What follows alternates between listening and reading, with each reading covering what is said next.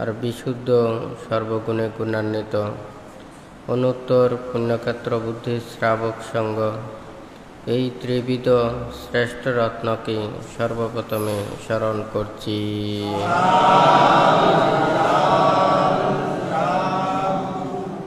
আজকে দূতাঙ্গ কুটিরে উপস্থিত দূতাঙ্গ কুটিরের সংশ্লিষ্ট সদ্ধর্মপ্রাণ দায়ক দায়িকা তথা বিভিন্ন জায়গা হতে আগত সদ্ধর্মের পূজারী শ্রদ্ধাবান দায়ক দায়িকাবৃন্দা, মহাকারণিক তথাগত বুদ্ধির বিরাগময় ধর্ম, ত্যাগময় ধর্ম, সকল প্রাণীর হিতসুখ সাধনের এই অমৃতময় ধর্মদেশনার প্রারম্ভে প্রত্যেকের প্রতি মৈত্রীময় আশীর্বাদ জানাচ্ছি।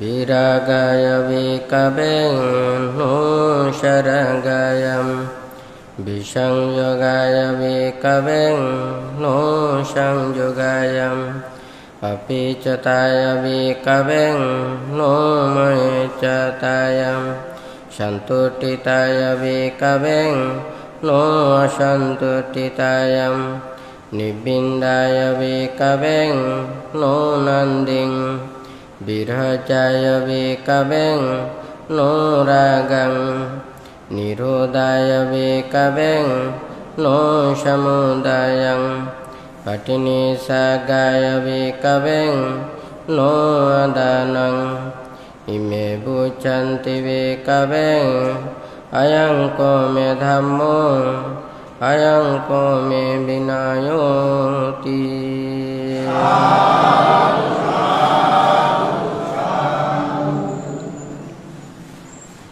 বান্তে এখানে বিরাগের কথা বলেছেন।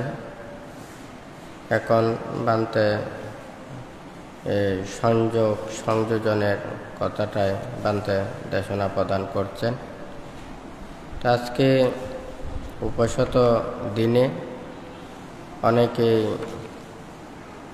গ্রামের বিহারে অষ্টশীল প্রতিপালন করছেন এবং যারা বিভিন্ন অনলাইনেও যারা ধর্ম শ্রবণ করছেন, আসলে বুদ্ধির এই বিরাগময় ধর্ম যাহাদের চিত্ত বিক্ষিপ্ত একাগ্রতাহীন, তাহারা এই ধর্মকে শ্রবণ করে যথাযথভাবে উপলব্ধি করা সম্ভব নয়, যার কারণে যাহারা চিত্তকে সমাহিত করেন, সংযত রাখেন, তাহারাই এই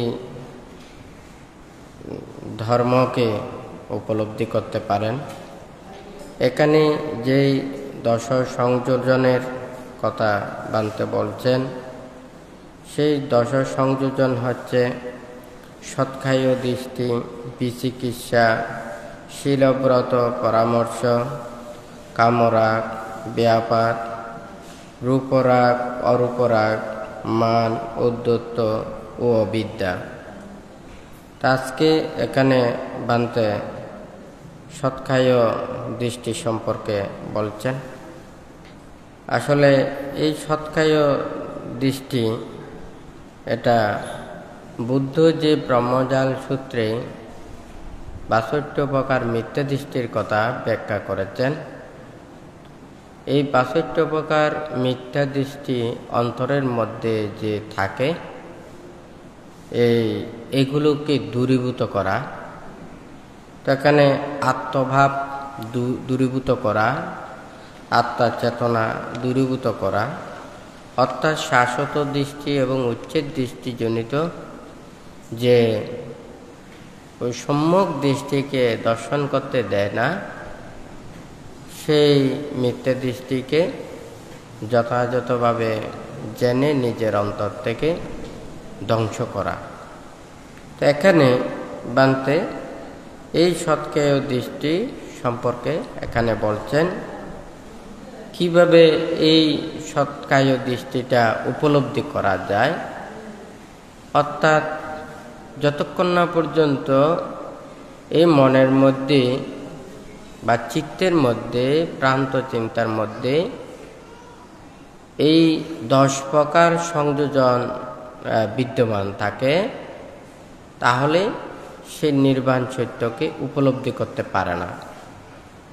অর্থাৎ এই মনের মধ্যে যা পাপ কালিমা রয়েছে, শক্ত যে ক্লেশ, শক্ত যে সংযোজন, এগুলোই হচ্ছে এই 10 সংযোজন। এগুলোই প্রকৃত সত্যকে দর্শন করতে দেয় না, মনকে আটকে রাখে। মনের ভিতরে যা কিছু পাপ আছে, সেই পাপগুলোকে আবদ্ধ করে রাখে।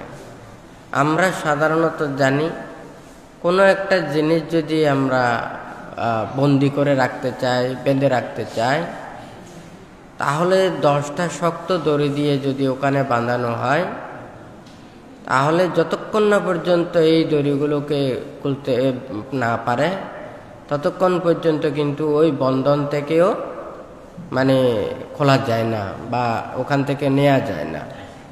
এখানে মনও কিন্তু এই 10টা সংযোজন, 10টা দড়ির মতো এটা আবদ্ধ করে রাখে, যেটাকে মনটাকে পরিষ্কার করতে দেয় না, হালকা করতে দেয় না, দেখতে দেয় না এবং প্রকৃত সত্যকে জানতে দেয় না। তো এই যে ভ্রান্ত যে মিথ্যা দৃষ্টি, এখানে একটা শাশ্বত দৃষ্টি আছে, একটা উচ্ছেদ দৃষ্টি আছে, আর একটা হচ্ছে সম্যক দৃষ্টি আছে। তাহলে এই যে এই দৃষ্টি দ্বারা বানতে এখানে অনেক সময় দেশনাও করেছেন এই মিথ্যা দৃষ্টি সম্পর্কে। সম্যক দৃষ্টি আর মিথ্যা দৃষ্টি, সম্যক হচ্ছে এটা সৎ, ন্যায়, বাস্তব, যেটা প্রকৃত। আবার যেটা বাস্তব নয়, সেটা হচ্ছে যে মিথ্যা। কিন্তু আবার কতগুলো সত্য আছে, যেই সত্যকে সবাই বুঝতে পারে না, উপলব্ধি করতে পারে না। একদিকে সত্য, আবার আরেক দিকে মিথ্যা। যেমন কোনো মানুষ যদি তার দৃষ্টিশক্তি কম হয়, তাহলে তার কি হয়, ওখানে মনে করুন সে দেখতে পায় না। সে যেহেতু দেখতে পায় না, তার দৃষ্টিতে ওখানে সব কিছু কি সে ঝাপসা দেখে। সে যে ঝাপসা দেখে সেটা কিন্তু সত্য, এটা কিন্তু মিথ্যা নয়। তার জ্ঞানের অভাব, তার দৃষ্টিশক্তির অভাব। ঠিক তদ্রুপ মানুষের মধ্যেও যদি জ্ঞান ও শক্তির অভাব হয়, তাহাকে কিন্তু বোঝানো যায় না। এখানে প্রজ্ঞাক্ষেত্রীয় বুদ্ধ এইভাবে এখানে বলেছেন, আমরা বাস্তব সত্যকে যদি সম্পূর্ণরূপে দেখতে চাই, তাহলে এটাকে সংযোজন চিহ্নের দ্বারা দেখতে হবে। যেমন মনে করুন একটা জিনিস স্পষ্ট হওয়া। আপনারা অনেক কিছু মোবাইলে নানান কিছু ছবি দেখেন, তো ওখানে যত মেগাপিক্সেল বেশি হয়, তত বেশি ওটা ক্লিয়ার করে দেখা যায়, সুস্পষ্ট দেখা যায়। ক্ষুদ্র একটা জিনিসটাকেও জুম করে এটাকে দেখা যায়, হয় নাকি না? কিন্তু এটা যদি মেগাপিক্সেল যদি কম হয়, তাহলে কিন্তু ওটা একটু করে বড় করতে চাইলে ফেটে যায়, হয় নাকি না? তো এখানে যেমন ওখানে যে ছবিটার যত বেশি মেগাপিক্সেল বেশি থাকে, ওটা কিন্তু একটা ক্ষুদ্রটাকেও বড় করে দেখা যায়। ঠিক তদ্রূপ জ্ঞানের দৃষ্টিও কিন্তু এই ধরনের। তো কাকে সত্য বলবেন, কাকে মিথ্যা বলবেন? এই অন্তরের ভিতরে এই 10 সংযোজনকে চিহ্ন করে দর্শন করা, আর এই 10 সংযোজন চিহ্ন না করে দর্শন করা, শ্রোতাবর্তী জ্ঞান হয়ে চতুরার্য সত্যকে দর্শন করা, সুকৃতাগামী জ্ঞান লাভ করে দর্শন করা, অনাগামী জ্ঞান লাভ করে দর্শন করা, অরহত্ব ফলে প্রতিষ্ঠিত হয়ে দর্শন করা। আর এমনি স্বাভাবিকভাবে যারা চতুরার্য সত্যকে দর্শন করেনি, এই কল্যাণ পৃথকজন বা পৃথকজন, চতুরার্য সত্যকে দর্শন করা এখানে কিন্তু এক নয়, হয় নাকি না? তাহলে সবাই কিন্তু এটাকে দর্শন করছে, কিন্তু সবার সেই সুস্পষ্টভাবে জ্ঞান ও শক্তি দিয়ে দর্শন করা এক নয়। তাহলে এখানে কিন্তু সৎকায়িক দৃষ্টিতে বানতে সম্যক দৃষ্টি এবং মিথ্যে দৃষ্টি। হ্যাঁ, তাহলে সম্যক দৃষ্টিতে ওখানে বলেছেন দুঃখ জ্ঞান, দুঃখ সমুদ্র জ্ঞান, দুঃখ নিরোধ জ্ঞান, দুঃখ নিরোধের উপায় জ্ঞানকে সম্যক দৃষ্টি বলা হয়। অর্থাৎ এখানে মিথ্যে দৃষ্টি বলতে যাহারা চতুরার্য সত্যকে দর্শন করে নাই বা করতে পারে না, যারা দুঃখ জ্ঞানকে, দুঃখ সমুদ্র জ্ঞানকে, দুঃখ নিরোধ জ্ঞানকে, দুঃখ নিরোধের উপায় জ্ঞানকে দর্শন করতে পারে নাই, হ্যাঁ, বা এটা যথাযথভাবে উপলব্ধি করতে পারে নাই, ওরা মিথ্যে দৃষ্টিতে প্রতিপন্ন। হ্যাঁ, তাহলে এই সম্যক দৃষ্টিতে আসার জন্য আমাদেরকে মিথ্যে দৃষ্টি পরিহার করতে হবে। সে মিথ্যে দৃষ্টি এখানে ব্রহ্মজাল সূত্রের ৬২ প্রকার মিথ্যে দৃষ্টির কথা দেশনা করেছেন। তো এখন এগুলো মনের মধ্যে কিভাবে আছে, এটা খুব সহজেও কিন্তু এটাকে ধ্বংস করা যায় যদি শ্রদ্ধা থাকে, ভক্তি থাকে, বিশ্বাস থাকে। আমি বুদ্ধকে বিশ্বাস করি না, বুদ্ধের ধর্মকে বিশ্বাস করি না, বা উপদেশ এগুলোকে আমি বিশ্বাস করি না। তাহলে আমাকে বিশ্বাস না করলে তাহলে আমার মনের মধ্যে নানান সংশয় এগুলো থাকবে। তাহলে আমি খুব সহজেই সেটাকে কি করতে পারবো না, অতিক্রম করতে পারবো না। যেমন মনে করুন কোনো মানুষ যদি কোনো একটা জিনিস আয়ত্ত করতে চায়, তাহলে কেউ যদি তাহাকে সৎ পরামর্শ দেয়, সে যদি সেই সৎ পরামর্শকে বিশ্বাস না করে বা সেটাকে গ্রহণ না করে, তত অনুযায়ী যদি কাজ না করে, তাহলে সেটাকে সে দর্শন করতে পারবে না, সে আয়ত্ত করতে পারবে না। কিন্তু আরেকজন সে যদি কিন্তু বিশ্বাস করে, শ্রদ্ধা করে, এটাকে যদি যথাযথভাবে গ্রহণ করে, তত অনুযায়ী যদি কাজ করে, খুব সহজেই সে কি করতে পারবে, সেটা আয়ত্ত করতে পারবে, হয় নাকি না? তাহলে ঠিক তদ্রূপ বুদ্ধ এখানে অনেক কিছু উপদেশ দিয়েছেন, শিক্ষা দিয়েছেন, দেশনা প্রদান করেছেন। এগুলোকে যারা শ্রদ্ধা ভরে গ্রহণ করে এবং প্রতিপালন করে, মন থেকে মনে প্রাণে বিশ্বাস করে, যে পাপ ও কুশল এবং যেগুলো বুদ্ধ যেগুলো ধর্ম অনুযায়ী নয়, জ্ঞান বা প্রজ্ঞা অনুযায়ী নয়, নির্বাণমুখী নয়, এগুলোকে যদি পরিত্যাগ করে, তাহলে খুব সহজে সে আয়ত্ত করতে পারে। হ্যাঁ, কিন্তু মনের মধ্যে সংশয় থাকলে এটা কখনো সম্ভব নয়। এখানে অনেক প্রকারের অনেকভাবে বুদ্ধ দেশনা করেছেন। যেমন এই দেহের ভিতরে এখানে সৎকারিত আত্মা, হ্যাঁ, অনেকেই যেটাকে শাশ্বত দৃষ্টিতে, হ্যাঁ, উচ্ছেদ দৃষ্টি, শাশ্বত দৃষ্টির অর্থ হচ্ছে এই দেহের ভিতরে এই অজর অমর অক্ষয় এমন একটা আছে, সেটা সুখ অনুভব করে, সেটা দুঃখ অনুভব করে, এই ধরনের চিন্তা আত্মাভাব। আবার উচ্ছেদ দৃষ্টি, এটা কোনো কিছু নেই, অথবা মৃত্যুর পরেও আমরা কোনো কিছু হব না। হ্যাঁ, অথবা শাশ্বত দৃষ্টি শুধু এটা শুধু জন্মগ্রহণ করতেই হবে, ওর সম্পূর্ণ শেষ নেই, সম্পূর্ণ নিবৃত্তি নেই, এটা পুনঃ জন্ম নিতে হবে এবং সে যেখানে যাবে সেখানে সুখ ভোগ করবে। তার চির মুক্তির কথা এখানে নেই। তাহলে শাশ্বত দৃষ্টির মধ্যেও নেই, উচ্ছেদ দৃষ্টির মধ্যেও নেই। আমাদের যেটার প্রতি আকর্ষণ, এটাকে ভাঙতে হবে। হ্যাঁ, তো এখানে যে বুদ্ধ সম্যক দৃষ্টির কথা দেশনা করেছেন, যেমন মনে করুন বান্তে প্রায় সময় দেশনায় প্রদান করে, এই কথাও বলে আমরা কি করে এই দেহের প্রতি আসক্ত ভাবটা দূরীভূত করতে পারি। যে কোনো কিছু আমরা মনে করুন কোনো একটা জিনিস খুব লোভনীয় আহার, যেগুলো দেখলে, যেগুলোর ঘ্রাণ আমাদের লাগলে আমরা আমাদের খেতে ইচ্ছে করবে, এটাকে না খাওয়ারও এখানে ব্যবস্থা করা যায়। যেমন মনে করুন সেটা খুব সুমিষ্ট পায়স, সুঘ্রাণ ওখানে লাগতেছে, হয় নাকি না?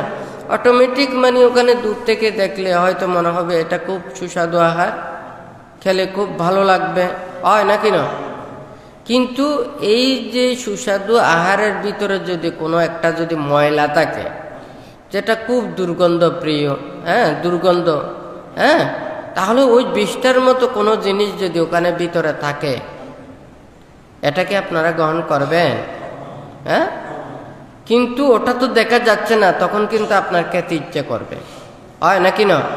কিন্তু এখন আপনার তো ওখানে বিশ্বাস হচ্ছে না ওখানে ভিতরে যে বিষটা আছে, কিন্তু কেউ যদি বলে যে এখানে ভিতরে বিষটা আছে, হয়তো অনেকে মনে করবে যে কি না, এটার হয়তো না খাওয়ার জন্য নানান কিছু বলতেছে, তখন ওকে যদি পাশে লো, যে সে পাশে যখন নিয়ে যায় তখন দেখা যায় যে খুব সুন্দর সুঘ্রাণ, আবার মনে করুন ওখানে কাটি দিয়ে ভিতরে দেখায় যে এটা তো ভিতরে বিষটা, তখন বিষটা দেখেও তার মধ্যে সন্দেহ থাকতে পারে, তখন কাটিতে বিষটা বাজে তার নাকের মধ্যে যখন লাগাই দেবে, সে দেখে এটা তো খুবই দুর্গন্ধ, তখন সে কি এটা খেতে চাইবে?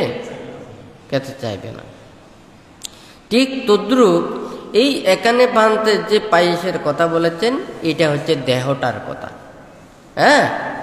এই দেহের মধ্যে যাহা কিছু, এটা আত্মভাব চিন্তা করা, সুখভাব চিন্তা করা, দুঃখভাব চিন্তা করা, এটাকে সুখ দুঃখ এটাকে চিন্তা করলে তখন এটার প্রতি আসক্তি আসবে, বিরক্তি আসবে। সুখেও যেমন তৃষ্ণা উৎপন্ন হয়, দুঃখেও কিন্তু তৃষ্ণা উৎপন্ন হয়। তো বুদ্ধ এটাকে বিভাজন করে দেখানোর জন্যই এখানে সৎকায় দৃষ্টিতে পঞ্চস্কন্ধ সম্পর্কে দেশনা প্রদান করেছেন। আমার এটাকে ধ্বংস করার জন্য কিভাবে ব্যাখ্যা করা হয়, উপদেশ দেওয়া হয়, সেইভাবে বুদ্ধ এখানে দেশনা প্রদান করেছেন। তো এখানে বানতে ওই কথাটা বলার অর্থটা হচ্ছে ওই পায়েসটাকে সুস্বাদু রূপে গ্রহণ করা, আর এটাকে দুর্গন্ধ রূপে মেনে নেওয়া, এটা কিন্তু এক নয়। এই মানুষ যা কিছু পাপ করতেছে, অন্যায় করতেছে, অপরাধ করতেছে, এগুলো সব কিন্তু আমাদের এই দেহটাকে অবলম্বন করে, হয় নাকি না?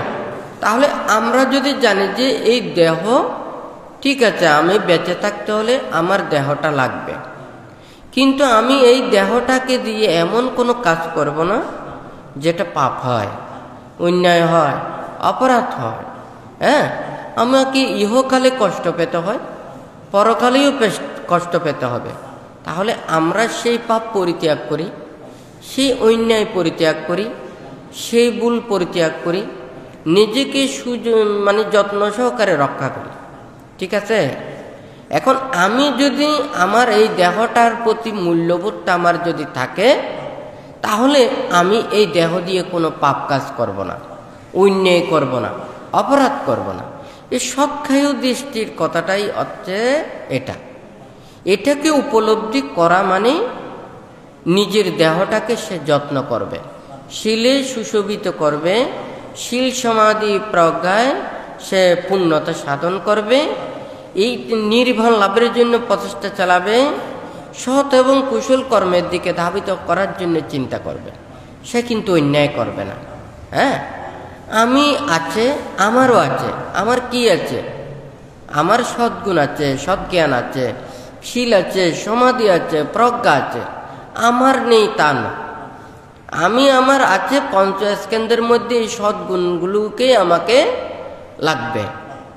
আবার যদি এগুলোকে যদি আমরা পরিত্যাগ করি, আমিও নেই, আমারও নেই, আমার কোনো কিছু নেই, আমার শীলও নেই, সমাধিও নেই, প্রজ্ঞা নেই, আমি কি জন্য এখানে এত কষ্ট করব, এত পরিশ্রম করব?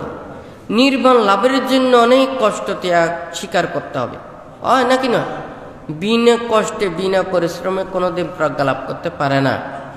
তাহলে সে প্রজ্ঞা লাভ করার জন্য তাহাকে অক্লান্ত পরিশ্রম ত্যাগ করতে হবে, হয় নাকি না? তাহলে সেই নির্বাণ মুক্তি, একটা নিজের পরিশুদ্ধতা, এগুলো অর্জনের জন্য যেটা প্রয়োজন, তাহলে এটার জন্য যে একটা অনেক কষ্ট সহ্য করতে হবে। এই কষ্ট সহ্যের যে অদম্য উৎসাহ শক্তি, এটা দেবে যা হচ্ছে সৎকায় দৃষ্টি, সম্পর্কে যথাযথভাবে জ্ঞান। এখন কথাটা বোঝা গেছে? এই যে এখানে পঞ্চস্কন্ধ, আমার এই দেহটাকে রূপ, বেদনা, সংজ্ঞা, সংস্কার, বিজ্ঞান, তাহলে এই পাঁচটাকে বিভাজন করে ফেলেছে এই দেহটাকে, দেহ মনের। হ্যাঁ, তাহলে এই পাঁচটাকে বিভাজন করার অর্থটা কি? আমার এই দেহটাও আমার নয়, রূপটাও আমার নয়, বেদনাও আমার নয়, সংজ্ঞাও নয়, সংস্কারও নয়, বিজ্ঞানও নয়। এটা আমার অর্থ হচ্ছে আমার নিয়ন্ত্রণে চলা। আমার নিয়ন্ত্রণে এই দেহের আমি বেদনাকে নিয়ন্ত্রণ করতে পারছি না, আমার রূপটাকে পারছি না, এটা জীর্ণতা প্রাপ্ত হচ্ছে ছোট থেকে বৃদ্ধ পর্যন্ত। হ্যাঁ, এটা প্রতি কোণে পরিবর্তিত হয়ে এটা জীর্ণতা প্রাপ্ত হচ্ছে। এটা যদি আমার হতো তাহলে আমার কথা অনুযায়ী চলতো, সে তো তার মতোই চলে, কিন্তু আমার কথা অনুযায়ী চলে না, তাহলে এটা আমার হতে পারে না। তাহলে রূপও আমার হতে পারে না, বেদনাও আমার হতে পারে না, সংজ্ঞাও হতে পারে না, সংস্কারও হতে পারে না, বিজ্ঞানও হতে পারে না। হ্যাঁ, এখন মনে করুন আপনি যদি বলেন যে না এটা আমার নয়, তাহলে পঞ্চস্কন্ধনও আমার নয়, দেহটাও আমার নয়। আমার কি? আমার শীল, সমাধি, প্রজ্ঞা, সদ্জ্ঞান, সদ্গুণ, হ্যাঁ, এগুলো হচ্ছে আমার। এগুলোকে আয়ত্ত করতে পারলে ইহকালেও সুখ লাভ করতে পারবো, পরকালেও আমি যেখানে যাব সেখানেও শান্তি লাভ করতে পারবো, আর ত্যাগ এবং মুক্তির কর্ম সম্পাদন করে আমি মুক্ত হতে পারবো। যে যেটা কর্ম করবে, হ্যাঁ, কেউ স্বর্গে যাচ্ছে, কেউ ব্রহ্মলোকে যাচ্ছে, কেউ নরকে যাচ্ছে, কেউ নির্বাণে পতিত হচ্ছে, নাকি নয়? তাহলে যে যেভাবে কর্ম করছে সেইভাবে কর্মের ফলটা পাচ্ছে। তাহলে আমার এই যে সৎকায় দৃষ্টি, এটা জ্ঞানটা উৎপন্ন করা অর্থ হচ্ছে এই দেহটাকে নিয়ে সে যাতে পাপ না করে, অন্যায় না করে, হ্যাঁ, অপরাধ না করে, দুশীলতা না চলে, হয় নাকি নয়? তখনই এটার প্রকৃত আমি নেই, আমার নেই হবে, যে হয় নাকি নয়? আর যদি বলে যে না আমার শীলও নেই, সমাধিও নেই, আমার প্রজ্ঞাও নেই, আমি শুধুমাত্র শুধু আমি নেই, আমার নেই, পঞ্চস্কন্ধ, অনিত্য, দুঃখ, অনাত্মা, এটা ভাবলাম, এটা দিয়ে কোনো কাজ হবে না। হ্যাঁ, আমরা যা কিছু গ্রহণ করি এখানে কয়েকটা জিনিস আমাদের যথাযথভাবে লাগে। আমার যদি রুচি না থাকে, আমার যদি পেটে যদি হজম করতে না পারি, আমার যদি সেগুলো খাওয়ার অভ্যেস না থাকে, হ্যাঁ, আমার যদি খিদেও যদি না থাকে, আমি যতই ভালো জিনিস গ্রহণ করি না কেন আমার মন কিন্তু তৃপ্ত হবে না। হ্যাঁ, মনের মধ্যে সন্তুষ্টি আসবে না, হয় নাকি না? আর যদি আমাদের মনের মধ্যে যদি তৃপ্তি, সন্তুষ্টিটা যদি না পায়, তখন আমরা যতই ভালো জিনিস খাই না কেন আমাদের ভালো লাগবে না, হয় নাকি না? ঠিক তদ্রূপ এটা যেমন তৃপ্তি জিনিসের জন্য আমাদের এগুলো যেমন প্রয়োজন, ঠিক তদ্রূপ এখানে নির্বাণ সত্যকে উপলব্ধি করার জন্য আমাদেরকেও কিন্তু এগুলো সম্পর্কে জানা প্রয়োজন। হ্যাঁ, এটা মোট কথাটা অর্থ হচ্ছে আমার এই দেহটাকে নিয়ে আমার আর যাতে ভ্রান্ত কোনো কিছু না থাকা, আমি সুখের প্রতিও অবিরমিত হব না, আমি দুঃখের প্রতিও ব্যতীত হব না। এই দেহের মধ্যে বেদনাটা থাকবে, সুখও থাকবে, দুঃখও থাকবে। আমি কি এই পৃথিবীর যা কিছু এখানে দুর্যোগ আছে, আমরা কি এগুলোকে সম্পূর্ণরূপে এগুলো ধ্বংস করতে পারবো? হ্যাঁ, খরা, বন্যা, হ্যাঁ, ভূমিকম্প, হ্যাঁ, আরো এইভাবে প্রাকৃতিক কত মহামারী, নানান ধরনের এগুলো সৃষ্টি হয়। সব কিছুকে কিন্তু আমরা এগুলোকে মানে ধ্বংস করতে পারবো না, কিন্তু আমরা এড়িয়ে চলতে পারবো।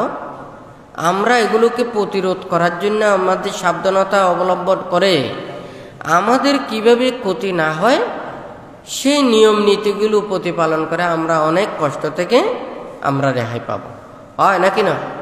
ঠিক তদ্রূপ বুদ্ধ এখানে বলেছেন যে কি, যাহা কিছু এখানে দেহের রূপ, বেদনা, সংজ্ঞা, সংস্কার, বিজ্ঞানের এই দেহ মনের অনেক প্রকারের এখানে সমস্যা আছে। এগুলোকে আমরা সবাই কিন্তু অতিক্রম করতে পারবো না। শরীরটাকে আমরা যত্ন নিলে অনেক কিছু রোগ ব্যাধি থেকে আমরা রেহাই পাব। হ্যাঁ, কিন্তু সবাই তো এটা চিন্তা করে, সবাই বেঁচে থাকতে চায়, কিন্তু সবাই কি বেঁচে থাকতে পারে? ছোট কাল থেকে অনেকেই পরিষ্কার পরিচ্ছন্নভাবে সব কিছুতে চলে, কিন্তু তাদেরকেও তো অনেক সময় দুরারোগ্য ব্যাধিতে আক্রান্ত হতে হয়, হয় নাকি না? তাহলে আমরা কিন্তু সবাই জানি, কেউ সুখে আছে, কেউ দুঃখে আছে, কেউ নিরোগী হয়ে আছে, কেউ রোগী হয়ে আছে, কেউ দুরারোগ্য ব্যাধিতে কষ্ট পাচ্ছে। এখন এই সুখ দুঃখের সব কিছুতে কিন্তু এই দেহটাকে সবাই দেহের মধ্যে এই সুখ দুঃখ অনুভব করতেছে। এখানে কিন্তু আরেকটা বিষয়, যেটা আমরা মনে নেওয়া, বিশ্বাস করা, এটাকে যথাযথ চিন্তা করা, এটাকে ভাবা, এটা নিয়ে ডিসিশন নেওয়া, এটা নিয়ে সুপরামর্শ নেওয়া, হয় নাকি না, ব্যবস্থাপনা করা, এটা কিন্তু আমাদের অনেক কিছু জরুরি। হ্যাঁ, যেগুলো দিয়ে আমরা অনেক কিছু নিয়ন্ত্রণ করতে পারি। হ্যাঁ, সুখটাকেও দুঃখ বানাতে পারে, আবার দুঃখটাকেও সুখ বানাতে পারে। যেমন রাতের অন্ধকারে অনেকজন যাচ্ছে, হ্যাঁ, তাহলে ওখানে সাপের মতো করে একটা লতা পড়ে আছে, তাহলে ওটাকে দেখলে ও যদি মনে করেন এটাকে সাপ মনে করে, তাহলে ভয়ে হার্ট ফেলও করতে পারে, ভয়ে ও ওখানে যে কোনো অ্যাক্সিডেন্টও করতে পারে, হয় নাকি না?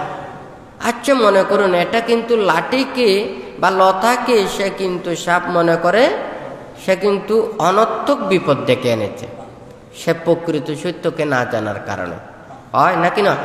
সে যদি ওই এটা সত্যকে জানতো, সে কিন্তু অ্যাক্সিডেন্টও হতো না, হার্ট অ্যাটাকও হতো না, এই বিপদেরও সম্মুখীন হতো না।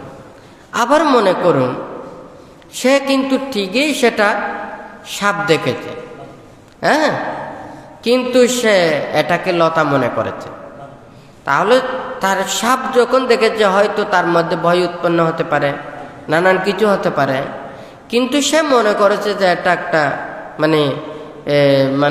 সেটা লতা, সে অন্যদিকে চলে গেল। সে কিন্তু ওটা ভয় উৎপন্ন করলে কিন্তু ভয় হতো, সে ভয় উৎপন্ন না করার কারণে, সে এড়িয়ে চলে যাওয়ার কারণে এগুলো থেকে অতিক্রম হয়েছে, হয় নাকি না? তাহলে তার সৎ জ্ঞান থাকার কারণে এই বিপদ থেকে সে কিন্তু সম্পূর্ণ রেহাই পেয়েছে। আবার আরেক দিকে অসচেতন অজ্ঞতার কারণে সে যতটুকু দুঃখ না পাওয়ার তার চাইতে বেশি দুঃখ পেতে হয়েছে, হয় নাকি না? তাহলে সৎ জ্ঞান কি করতে পারে? বিপদ থেকেও রেহাই দিতে পারে, অজ্ঞান যেখানে বিপদ নয় সেখানেও বিপদে পড়তে পারে। কথা ঠিক আছে? তাহলে এই সৎকায় দৃষ্টির ক্ষেত্রেও যথাযথভাবে অভিজ্ঞতা অর্জন করতে পারলে, সেই জন্য বুদ্ধ এখানে বলেছেন সৎকায় দৃষ্টি বানতে আস্তে আস্তে এগুলো বলবে। সৎকায় দৃষ্টি, বিচিকিৎসা, শিলব্রত পরামর্শ, এটা একটা একটা আসবে। তো আসলে ওখানে যেভাবে আছে বিশুদ্ধি মার্গের মধ্যেও এখানে এই পঞ্চস্কন্ধকে বিশদভাবে দেশনা প্রদান করেছেন, রূপ, বেদনা, সংজ্ঞা, সংস্কার, বিজ্ঞান এগুলো সম্পর্কে। এছাড়াও ওখানে সপ্ত বিশুদ্ধির মধ্যেও দেশনা প্রদান করেছেন। তো যাই হোক, বান্তে ওখানে যেগুলো বইতে আকারে আছে এগুলো আপনারা প্রায় সময় বান্তেদের কাছ থেকেই শোনেন, এবং ওখানে বইটিও ওখানে পরে দেখতে পাবেন। তো যেগুলো সচরাচর আপনারা ওইভাবে দেখতে পান বা শুনতে পান, আমি ওইগুলো বান্তে এখানে এতটুকু দেশনায় বলতেছে না। যেগুলো সচরাচর আপনারা এগুলো দেখেন, তো বান্তে একটা চিন্তা করে এটা পারমার্থিকভাবে মানুষের অন্তরের ভিতরে এটা উপলব্ধি হলে তাহারা কি ধরনের পরিবর্তন হতে পারে, তাদেরকে জ্ঞানটা কিভাবে লাভ হয়, বান্তে সেই কথাটাই এখানে বলছেন। হ্যাঁ, তো ওখানে ওগুলো বলা যায়, ওগুলো বলতে হলেও এগুলো সময় যাবে, ওগুলো বইটিও আছে, সবাই বলতেছে, এগুলো শুনতে শুনতে সবারই জানা হয়ে গেছে, কিন্তু মনের ভিতরে পৌঁছে না। হ্যাঁ, মনের ভিতরে পৌঁছে একটা জিনিস, মুখে বলা আর একটা জিনিস। পান্তে এক সময় বলেছে না, চতুরার্য সত্যের দেশনা, আর্যাষ্টাঙ্গিক মার্গের দেশনা, সবাই বলতেছে না, অভিধর্ম পিটকের পাঠ্যান সম্পর্কেও বলছে, অভিধর্ম পিটক সম্পর্কেও বলছে। হ্যাঁ, তাহলে এগুলো তো প্রায় এই এখানে এই সৎকায় দৃষ্টি সম্পর্কে, অর্থাৎ পাঠ্যান এবং অভিধর্ম জ্ঞান অন্তরের ভিতরে পৌঁছলেও কিন্তু তাহাদের কিন্তু শ্রোতাপত্তি জ্ঞান হয়, আত্মাভাব দূরীভূত হয়, সৎকায় দৃষ্টি এগুলো দূরীভূত হয়, বিচিকিৎসা দূরীভূত হয়, শিলগত পরামর্শ এটাও দূরীভূত হয়, যদি সেই অভিধর্ম যথাযথভাবে অন্তরের ভিতরে থাকে। কিন্তু সারাদিন মিথ্যা কথা বলে, যদি অভিধর্ম কথা বলে, পাঠ্যানের কথা বলে, ওখানে তো ওই সার তত্ত্বটা ভিতরে ঢুকে না, হয় নাকি না? বানতে একটা কথাই দেশনায় বলেছেন, আলু সিদ্ধ করে যদি আপনি তরকারিতে রান্না করেন, আবার সিদ্ধ না করে যদি তরকারিতে রান্না করেন, কিন্তু স্বাদ কিন্তু এক না। তাহলে সিদ্ধ করে আপনি যখন ওখানে যে কোনো কিছুর তরকারি করেন, যে কোনো সাথে যদি রান্না করেন, ওটা তো সাদা পানি দিয়ে ভিতরে ঢুকে গেছে, ভিতরে যে ঢুকে গেছে, আর মশলা যতগুলো আছে তরকারির স্বাদগুলো কিন্তু ভিতরে যাবে না, বাহিরেই থাকবে, ঠিক আছে? আর যেগুলো কিন্তু সিদ্ধ করে নাই, কিন্তু ওই তরকারিতে দিয়েছে, তাহলে সেটা মাছের সাথে হোক, মাংসের সাথে হোক, যে কোনো সাথে হোক, ওই টেস্টটা কিন্তু ওই আলুর ভিতরেই ঢুকবে, ঠিক আছে না? কিন্তু যেটা সিদ্ধ করে দেওয়া হয়েছে এটা কিন্তু ভিতরে ঢুকবে না, বাইরে থাকবে। ঠিক তদ্রূপ এই যে বুদ্ধির যা কিছু ধর্ম শিক্ষা, এগুলো অন্তরের ভিতরে পৌঁছতে হবে। এটা শুধু বাহিরে থাকলে হবে না, এটা যদি ভিতরে পৌঁছে প্রজ্ঞা লাভ করবে, জ্ঞান লাভ করবে। মনের সাথে ধর্ম মিশবে যে মনের সাথে। আমাদের চক্ষু না থাকলে এই পৃথিবীটা পুরোটা মনে হয় অন্ধকার, যদি চক্ষু না থাকে। তাহলে যারা জন্মান্ধ তাহাদের দৃষ্টিতে এই পৃথিবীর মতো অন্ধকার আর কোনো কিছু নেই, তখন সে দেখতে পায় না, হয় নাকি না? ঠিক তদ্রূপ মন না থাকলেও ধর্মকে দর্শন করতে পারে না। তাহলে যার মন নেই, যতই ধর্ম ভাষণ করুক না কেন, যতই ধর্ম বলুক না কেন, ভিতরে পৌঁছবে না।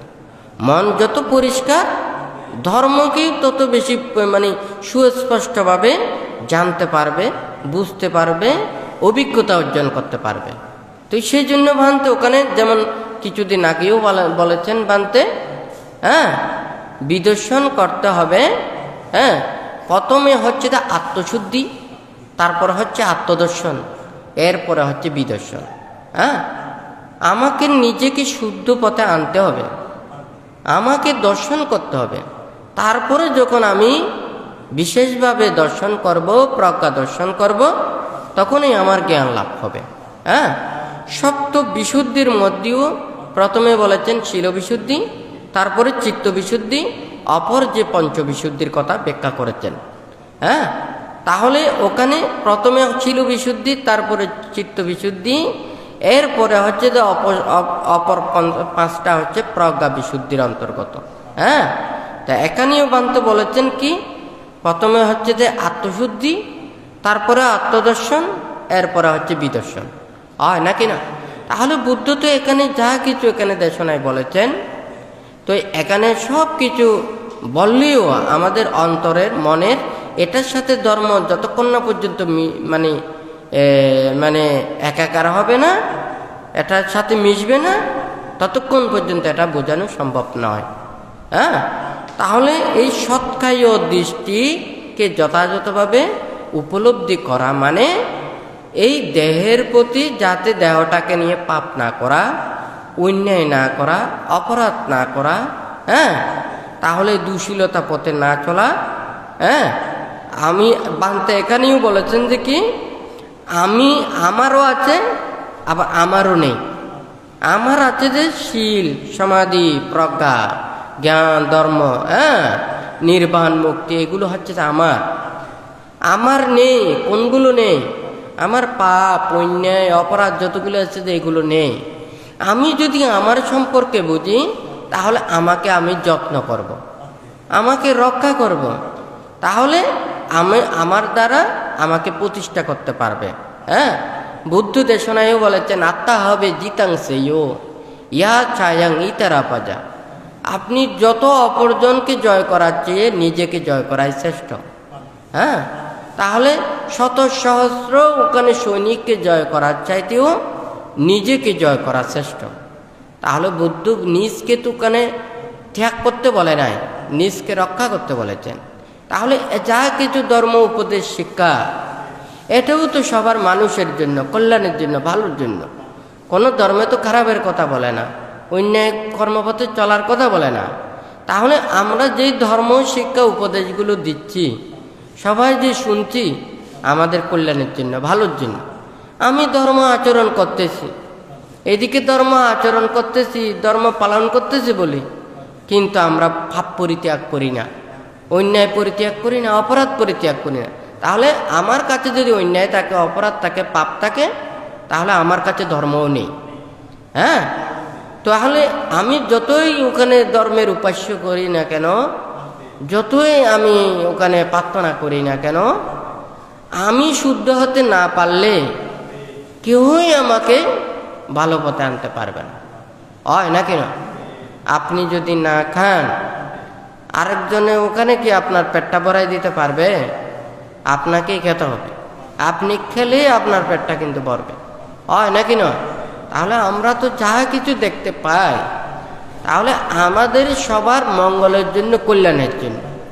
আজকে বান্তে দেশনার এখানে কথাটা অর্থ হচ্ছে, সৎকায়ু দৃষ্টির মাধ্যমে জ্ঞানটা লাভ করলে আমাদের কি জাগরিত হবে, কি জ্ঞান উৎপন্ন হবে, আমরা কিভাবে চলব। হ্যাঁ, সে যখন এই দেহটাকে চিনবে, মনটাকে চিনবে, তাহলে সে কিন্তু এই দেহ মন দিয়ে পাপ করতে পারে না, অন্যায় করতে পারে না। হয় নাকি না? আর সে যদি না চিনে, সে কিন্তু ভুল করতে পারে। যেমন মনে করুন, ওখানে একটা জায়গায় ওখানে মানে 5-6 ধরনের জিনিসপত্র রয়েছে। কিছু জিনিস আছে বিষাক্ত, কিছু জিনিস আছে খাওয়ার, কিছু জিনিস আছে পরিত্যাগ করার, কিছু জিনিস আছে মনে করুন ব্যবহার করার। আপনি কিন্তু কোন জিনিস কি করার এটা কিন্তু আপনি জানেন না। যেটা বিষ, এটা কিন্তু আপনি খাবার মনে করে ওটা খাবার খেয়ে ফেলেছেন। হ্যাঁ, তাহলে আবার যেটা খাবার জিনিস সেটাকে পরিত্যাগ করে ফেলেছেন। এখন আপনি যদি ওই জিনিসগুলোর যেটা যে কাজে ব্যবহার্য, এটা যদি যথাযথভাবে আপনি জানেন, তাহলে আপনি কোনো বিপদে পড়বেন না। আর যদি আপনি যথাযথভাবে এগুলোকে জানেন এবং এগুলোকে ব্যবহার করেন, আপনি কিন্তু উপকার লাভ করতে পারবেন। হয় না কেন? তাহলে ঠিক তদ্রূপে এই সৎকায় দৃষ্টিটা আমাদেরকে কিভাবে ভাবতে হবে, মনের মধ্যে সেটা নিতে হবে। হ্যাঁ, পঞ্চস্কন্ধ সম্পর্কে আমাদের কিভাবে জানতে হবে। হয় নাকি না? এগুলো যখন আপনার জ্ঞানটা উৎপন্ন হবে, তখন আপনি যত্নশীল হবেন, আপনি অন্যায় করবেন না, শীল বিনয়ে আপনি সুশিক্ষিত হবেন। হ্যাঁ, নিজে বিনয়ী হবেন এবং কাউকে কোনো আঘাত দেবেন না, কষ্ট দেবেন না, দুঃখ দেবেন না, অন্যায় অপরাধ কোনো কিছু করবেন না, অন্যায় কোনো কিছু করবেন না। অর্থাৎ আপনার যেটা করার সেটাই করবেন, যেটা না করার সেটা আপনি পরিত্যাগ করবেন। হয় নাকি না? তাহলে সর্বপ্রথম এখানে 10 সংযোজনের মধ্যেই প্রথমেই এটা দিয়েছেন। হ্যাঁ, আমাদের দৃষ্টি। হয় নাকি না? লক্ষ্য। হ্যাঁ, আমাদের সৎ কায় দৃষ্টি। সৎ অর্থ কি, কায় অর্থ কি, দৃষ্টি অর্থ কি? কায় অর্থ হচ্ছে দেহ, সৎ অর্থ হচ্ছে যে এখানে আত্মা বুঝিয়েছেন, বা একটা মানে এই দেহের ভিতরে এমন একটা জিনিস আছে, হ্যাঁ, এইটাকে জানা। এটা কিভাবে আছে, আসলে আছে নাকি নাই, এটাকে যথাযথভাবে জানা, দেখা, দৃষ্টি দর্শন করা। হ্যাঁ, তাহলে এটাকে যদি আমি যথাযথভাবে দর্শন করতে যদি না পারি, তাহলে এই সংযোজন থেকেও চিহ্ন করা সম্ভব নয়।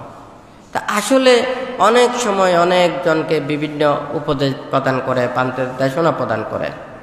তো এগুলো তো জ্ঞান লাভের জন্য, প্রজ্ঞা লাভের জন্য তাহাদের মনটা স্থির করে আস্তে আস্তে আস্তে আস্তে করে আসতে হবে। হ্যাঁ, মনে করুন একটা জিনিস খুব বেশি, লোহা দিয়ে বলি, লোহাটা খুব বেশি জাঙর, মানে বড় বড় জাঙারগুলো বড় হয়ে গেছে, দীর্ঘদিন পরিত্যক্ত অবস্থায় ছিল। তাহলে আমাকে এই লোহাকে যদি আমি পরিষ্কার করতে চাই, আমাকে কিন্তু অনেক উপায় অবলম্বন করতে হবে। প্রথমে হাতুড়ি দিয়ে পিটাতে হবে, হ্যাঁ, যেহেতু বড় বড় এই জাঙারগুলোকে ওখানে পড়ে যায়, হয় নাকি না? এরপরে আমাকে ব্রাশ দিয়ে ওখানে গুনার ব্রাশ দিয়ে ডলতে হবে, হয় নাকি না? এরপরে মনে করেন শীষ কাগজ দিয়ে ডলতে হবে, হয় নাকি না? এখন এটা যেহেতু ময়লা বেশি, তাহলে আমাকে হাতুড়ি, ব্রাশ এবং এই মানে শীষ কাগজ এগুলো লাগবে। আর যেটাতে মনে করুন বড় বড় কোনো জাঙার নেই, তাহলে আমার হাতুড়ি দিয়েও লাগবে না, ব্রাশও লাগবে না, এমনি শীষ কাগজ দিয়ে ডললে হয়ে যাবে, হয় নাকি না? ঠিক তদ্রূপ এখন তো মানুষের মধ্যে সবচাইতে বেশি হচ্ছে হাতুড়ি দিয়ে ফেটানোর। হ্যাঁ, হাতুড়ি দিয়ে যদি ফেটাতে যায় তাহলে গায়ে তো এত বেশি ব্যথা লাগবে যে, হ্যাঁ, সহজে এখান থেকে মানে আসতে পারবে না। তাহলে যদি আজকে একটা কথা বানতে বলতেছে, আমরা সবাই দায়ক দায়িকা, উপাসক উপাসিকারা যারা বৌদ্ধ ধর্ম বিশ্বাসী, হ্যাঁ, সবাই তো বুদ্ধকে বিশ্বাস করেন, হ্যাঁ, কর্মাধ্যে কর্মফলকে বিশ্বাস করেন। আমরা সবাই শীল বিনয়কে সবাই আমরা মেনে চলি। আচ্ছা, এটা যদি আমরা সবাই যদি বিশ্বাস করতাম, ধর্মের প্রতি শ্রদ্ধান্বিত হতাম, তাহলে এত অধর্ম আচরণ করতে কে হয়, হয় নাকি নয়? তাহলে অর্থাৎ এটার অর্থ হচ্ছে আমরা ধর্মকে সঠিকভাবে আমরা বিশ্বাস করছি না, আচরণ করছি না, হ্যাঁ, মেনে নিচ্ছি না।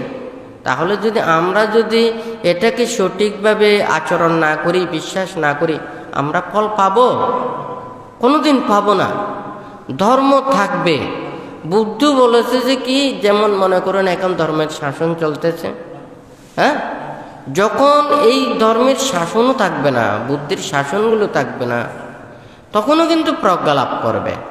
হ্যাঁ, ওরা যদি নিজের স্বীয় বলে এই দশ সংযোজনকে যদি ছিন্ন করে, হ্যাঁ, প্রজ্ঞা লাভ করে, হ্যাঁ, শীল সমাধি প্রজ্ঞার পরিপূর্ণতা অর্জন করে, তখনও কিন্তু জ্ঞান লাভ করে। তাহলে কিন্তু আমরা তো ত্রিপিটকের কথায়, বুদ্ধির কথায়, বুদ্ধির উপদেশের, এখন তো বিশ্বের মধ্যে বুদ্ধির কথাগুলো এখন পর্যন্ত বিরাজমান, হয় নাকি না? তাহলে আমরা কেন ওখানে জ্ঞানের পথে আসতে পারি না?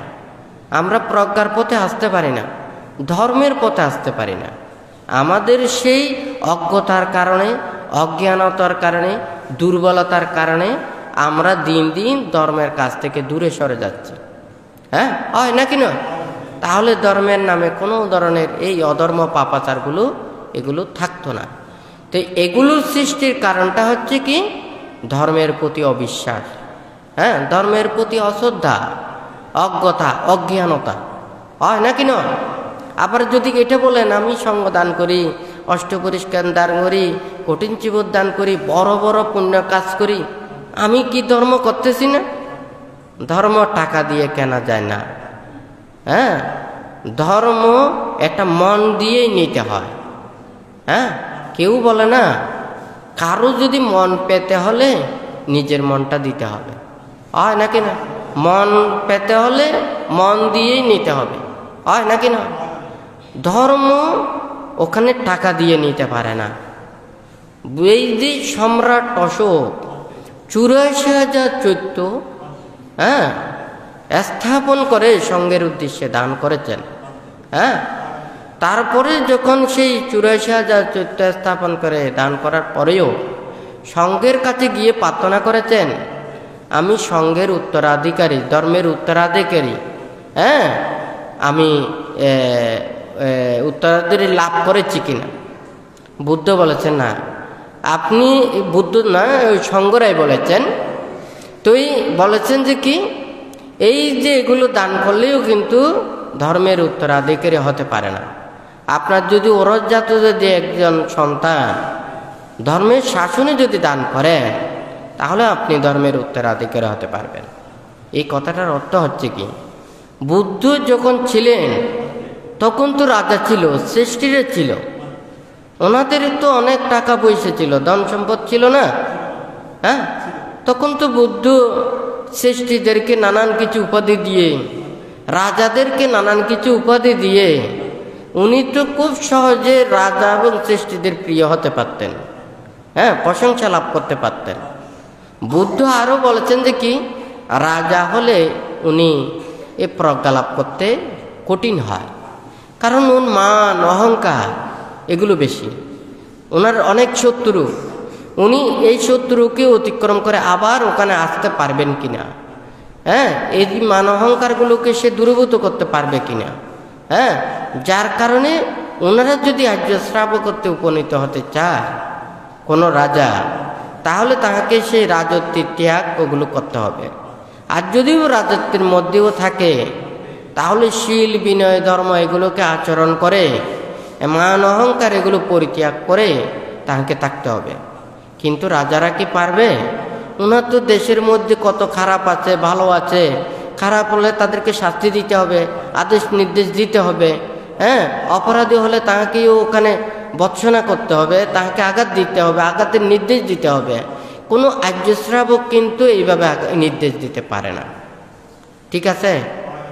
কিন্তু তখন তো বুদ্ধ এগুলোকে সুন্দরভাবে দেশনা প্রদান করেছেন, অর্থাৎ অর্থ দিয়ে ধর্ম কিনা যায় না, হ্যাঁ, ধর্মের কাজ করা যায়, ধর্মের শ্রীবৃদ্ধির অনেক কিছু করা যায়, হ্যাঁ, কুশল কর্মের অনেক কিছু করা যায়, হ্যাঁ। এখন যদি মনে করুন আজকে ভান্তে এটাই সবসময় চিন্তা করে, ভান্তে সবার মনের মধ্যে শুভবুদ্ধির উদ্বোধ হোক, হ্যাঁ, আমাদের দায়ক দায়িকা উপাসক উপাসিকা যারা রয়েছে, সদ্ধর্মের পূজারীরা রয়েছে, তাহারা প্রকৃত ধর্ম শ্রবণ করে ওনাদের জীবনে ধর্মময় জীবন প্রতিষ্ঠিত হয়ে ওনাদের জীবনটাকে যদি সুন্দর করতে পারে, তাহলে একটা পরিবার সুন্দর হয়। একটা পরিবার সুন্দর থেকে একটা গ্রাম সুন্দর হয়, সমাজ সুন্দর হয়, দেশ সুন্দর হয়, হ্যাঁ। একটা পরিবার যেমন ছোট একটা সমাজ, হ্যাঁ, দেশও কিন্তু একটা এটা বড় পরিবার, হ্যাঁ। তাহলে ক্ষুদ্র ক্ষুদ্র জিনিস দিয়ে বড় হয়, আবার বড় থেকে বড় হয়, হয় নাকি না? একটা ছোট ছোট পাপড়ি দিয়ে একটা ফুলে রূপান্তরিত হয়, কি কয়েকটা ফুলে আর একটা মালা হয়, অনেক মালা সংযোজিত হয়ে অনেক কিছু সৌন্দর্য কিছু করা যায়, হয় নাকি না? কিন্তু যেখানে কিন্তু ফুলের পাপড়িটা নষ্ট, যতই কিছু ফুল দক না কেন এটাকে সৌন্দর্য করা যায় না। তাহলে ছোট জিনিসকেও আস্তে আস্তে বড় করা যায়, হ্যাঁ। ছোট ছোট এই যে বিন্দু, হ্যাঁ, মানে বৃষ্টি পানির কণা, এগুলো যেমন পড়তে পড়তে আস্তে আস্তে কিন্তু ওইখানে সমুদ্র উপরে যায়, হয় নাকি না? ঠিক তদ্রুপ ক্ষুদ্র ক্ষুদ্র জিনিসও কিন্তু আস্তে আস্তে বৃহতে রূপান্তরিত হয়, হয় নাকি না? আজকে সবাই যদি সে ধর্মের প্রতি শ্রদ্ধা, ভক্তি, বিশ্বাস, আস্থা, হ্যাঁ, এগুলো যথাযথভাবে যদি প্রতিপালন করে, তাহলে কোনো ধর্মের নামে কোনো অরাজকতা থাকতে পারে না। তো ভান্তের একটা বিশ্বাস, আজকাল কিন্তু মানুষ আগের চাইতে কিন্তু অনেক বেশি ডেভেলপ। কেন? আগের কালের মানুষেরা যেটা শুনতো সেটা বিশ্বাস করত, হ্যাঁ। কিন্তু এখন মানুষের সব চাইতে বেশি কিউরিয়াসিটি বেশি, হ্যাঁ, কৌতূহল বেশি, হ্যাঁ, মানুষের মেধা, চিন্তা শক্তি, মানুষ থাকে এখানে ভাবে দেশ দুনিয়া, ঠিক আছে না? এখন কিন্তু মানুষকে বোকা ভাবা কখনো উচিত নয়। তবে ধর্ম তো সহজ সরল, ধর্মতে কোনো কুটিল নেই, যেটা সোজা, হ্যাঁ। আপনি যত ব্রেন খেলাবেন অন্যায় কর্মপথ দিয়ে, আপনি তত বেশি অন্যায় পথে চলে যাবেন, হ্যাঁ। বুদ্ধ বলেছেন যে কি, ইয়াবা দেব অনাত্থায়া ইয়াথাং বালাস্য জায়াতি হান্তি বালাস্য সুখাংসাং মুগ্ধমাস্য বিপাতয়া। এখানে বুদ্ধ কি বলেছেন? ইয়াবা দেব অনাত্থায়া ইয়াথাং বালাস্য জায়াতি, মূর্খদের, হ্যাঁ, মূর্খদের বুদ্ধি জ্ঞান জন্মে অনর্থের জন্য। ইয়াবদেব অনর্থায় ইয়াত্তাং বালাস্য জায়াতি, মূর্খ লোকের বুদ্ধি জ্ঞান জন্মে অনর্থের জন্য। হান্তি বালাস্য সুখাংসাং মুগ্ধমাস্য বিপাতয়া, হ্যাঁ, নিজের সৌভাগ্যের যে মানে মূলকে নিজেই হত্যা করে। হান্তি বালাসা সুকাংসান, হ্যাঁ, সৌভাগ্যের সে মূলকে নিজেই হত্যা করে। এখন বান্তার কথাটা বোঝা গেছে? মূর্খ লোকেরা, অজ্ঞানী মানুষেরা, ওনারা যা কিছু চিন্তা করেন মিথ্যায় আশ্রিত হয়ে, সে যত বেশি চিন্তা করে নিজে তত বেশি নিজের অজ্ঞতা, অজ্ঞানতা, নিজের সৌভাগ্যকে নষ্ট করে ফেলে। সেই জন্যই এই কথাটা বলেছেন, হান্তি বালাসা সুকাংসাং, হ্যাঁ, ওনার সৌভাগ্যের সে মূল মাথা, এটাকে নিজেই সে হত্যা করে। এই কথাটা এখানে বলেছেন। তো এখানে ধর্ম চিন্তা করলে, প্রজ্ঞা চিন্তা করলে, জ্ঞান চিন্তা করলে, নির্বাণ মুক্তির চিন্তা করলে এখানে কোনো দ্বন্দ্ব নেই। আপনি 5টা শীল প্রতিপালন করেন, আপনি যত সংযত হবেন, আপনি যত জ্ঞানী হবেন, আপনি যত গুণী হবেন, আপনি তত ভালো না হবেন। আপনি তো খারাপ হতে পারেন না, হয় নাকি নয়? তাহলে যে নির্বাণের পথের দিকে যে যত বেশি আসবে, তাহলে দ্বন্দ্ব কমে যাবে, সংশয় কমে যাবে, হিংসা কমে যাবে, লোভ দেশ মোহ কমে যাবে, তাহলে আন্তরিকতা তো অবশ্যই বাড়বে, হয় নাকি না? তাহলে নির্বাণে যাওয়ার জন্য তো সবার জন্য উন্মুক্ত, ফ্রি। হ্যাঁ, যে যত বেশি পারে ত্যাগ সংযমতা অবলম্বন করে সে নির্বাণ এবং মুক্তির পথে আসতে পারে। কিন্তু যদি সেই নির্বাণ মুক্তির কর্মপথের দিকে সে যেতে পারছে না, হ্যাঁ, আর অভিজ্ঞতা নেই, জ্ঞান নেই, তাহলে তার তো হিংসে থাকবেই, বিদ্বেষ থাকবেই, ভুল থাকবেই। কিন্তু নির্বাণ মুক্তির কর্মপথের দিকে যত যাবে তত সে শান্ত হয়ে যাবে, দৃঢ় হয়ে যাবে, স্থির হয়ে যাবে, হয় নাকি না? এখন যদি মনে করুন চিত্তটা যত বেশি বিক্ষিপ্ত হয়, চঞ্চল হয়, অস্থির হয়, হ্যাঁ, দুর্ব্যবহার করে, অন্যায় ব্যবহার করে, মিথ্যা বাক্য ভাষণ করে, অন্যায় ধর্ম ভাষণ করে, তাহলে তো চিত্ত শান্ত করতে গিয়ে অশান্ত করে ফেলার মতো, হয় নাকি না? মানুষদেরকে জ্ঞানের পথে আনার কথা দিয়ে অজ্ঞানের কর্মপথে নেওয়ার মতো, হয় নাকি না? ওই কিছুক্ষণ আগে বানতে বলেছে না, 5টা জিনিস বা কয়েকটা জিনিস ওখানে আছে, হ্যাঁ, সে বিষাক্ত জিনিস খাবার মনে করে খেয়ে ফেলেছে, বিষক্রিয়া করবে, হয় নাকি না? তাহলে যেটা করার সেটাকে করতে পারলে কিন্তু তার উপকারই হবে, কিন্তু এগুলোকে যথাযথভাবে ব্যবহার করতে না পারলে তার উপকারের জায়গায় ক্ষতিগুলোই হবে, হয় নাকি না? তো যাই হোক, আজকে আপনাদেরকে এটা সৎকায় দৃষ্টি সম্পর্কে এখানে বলেছেন।